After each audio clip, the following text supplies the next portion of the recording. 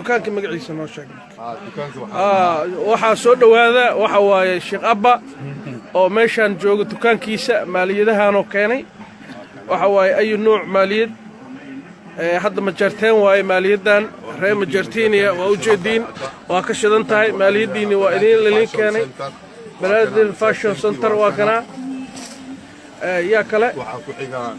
waxaa ku xiga xawaale waa jaaja cali madaxweyne والله هيا اوكي ورنا ما waaye اوكي درقح وكنا وكشدنتاي والله ogaadeenay kashidantay درقح وكنا برادر hadana يا dhimanay ajaaja libaaxa leertijiifo libaaxa soo kacay libaaxa deeg هبل كذا وكنا يلا العيبين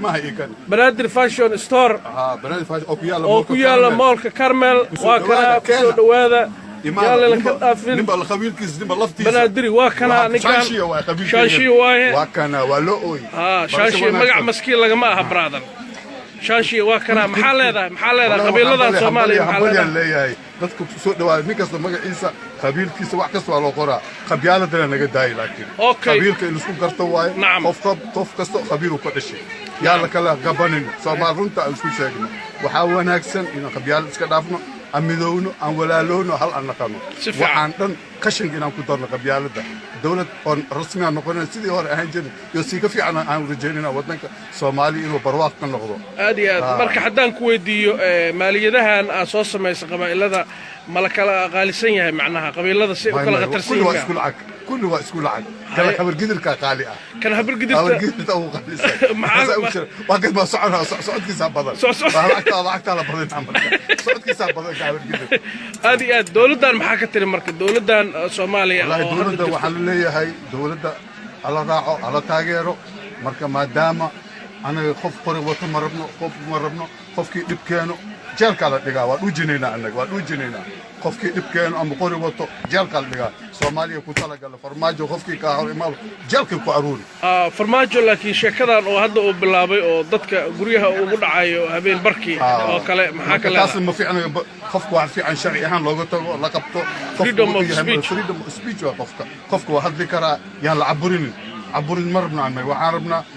kala dambeyn madaxweynaha la sharafo shicibkii hataa la sharafo okay maxaa leedahay xuquuqda banaadiriga hadda dawladan waa ku tumatay